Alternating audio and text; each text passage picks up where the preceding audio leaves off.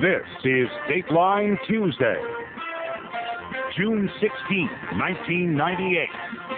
Tonight. He's a one-man crusade. The more I got involved, the more frightening the organization as a whole became to me. And he says nothing that will stop him. Are you nuts? A lot of people would question my sanity on that score. Why is he doing it? Do you have any evidence that they're really evil and destructive? Yes. Shattered lives, broken families, mental fragility.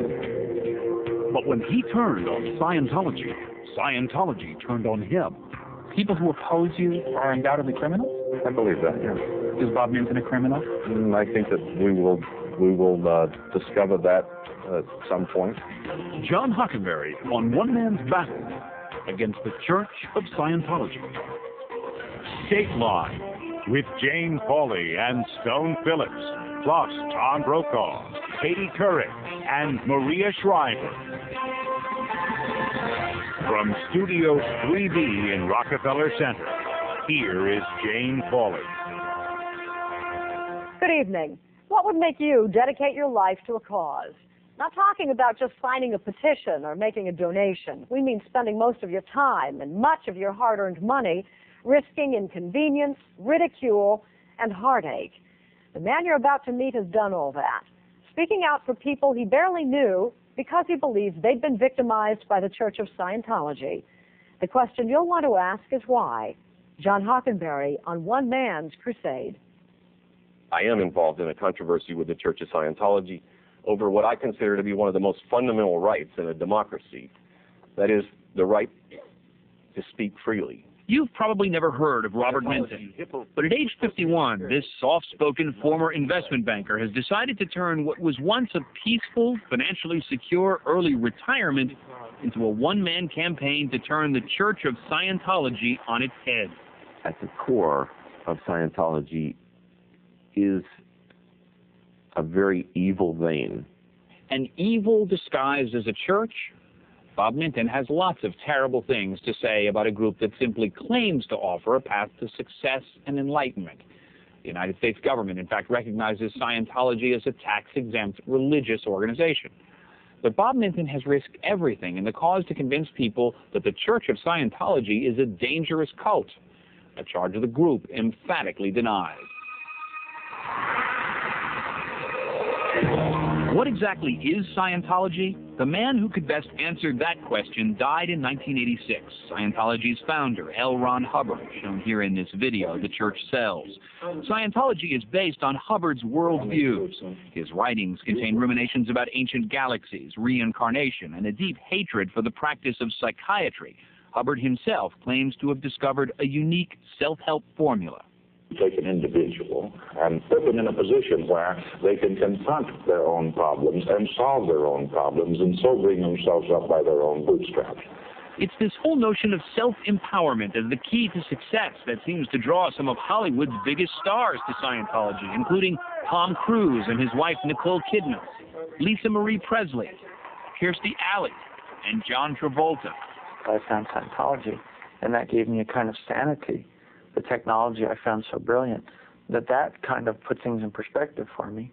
The technology Scientologists talk about involves one-on-one counseling called auditing and the use of electronic body monitors called e-meters. Together, they're supposed to help clear Scientologists of the negative past experiences that keep them from succeeding.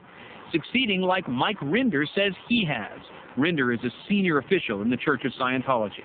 It's a way of uncovering for yourself the cause of those things which you perceive hold you back, or those things which you would like to solve, or those areas in your life that you would like to have a greater understanding of.